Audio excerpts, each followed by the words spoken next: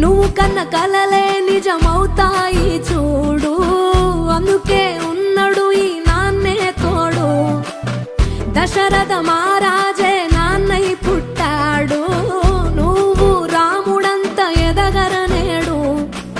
చరితలు ఎన్నడు చూడని మమతల గూడే వీధిరో, సంపద అంటే ఏదో కాదురో, ఇంతకు మించి అది